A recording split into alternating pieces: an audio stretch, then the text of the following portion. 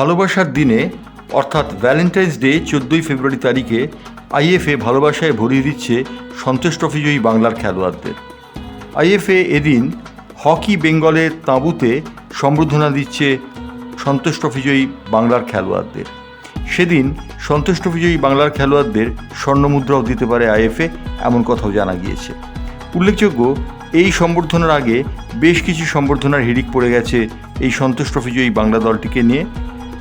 অনির্বাণ দত্ত অবশ্য জানিয়েছেন যে শুধুমাত্র সন্তোষ ট্রফিজয়ী বাংলা দলকে নয়, তিনি বলেছেন যে বাংলার অনূর্ধ্ব বিসি রায় ট্রফি দলটিকে, বাংলার মহিলা জাতীয় চ্যাম্পিয়ন দলটিকে এবং সর্বভারতীয় বিশ্ববিদ্যালয় প্রতিযোগিতায় বাংলার যে দলটি চ্যাম্পিয়ন হয়েছে সেই দলের খেলোয়াড়দেরও সম্বর্ধনা দেওয়া হবে।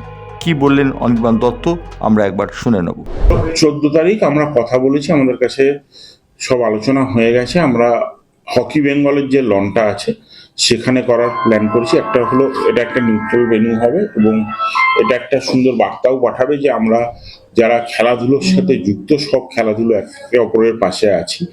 আর ওদের লনটা ভারী সুন্দর, খুব সেন্ট্রালি লোকেটেড, প্রত্যেকটা ক্লাব প্রত্যেকটা মানুষের পক্ষে আসা যাওয়া খুব সুবিধা।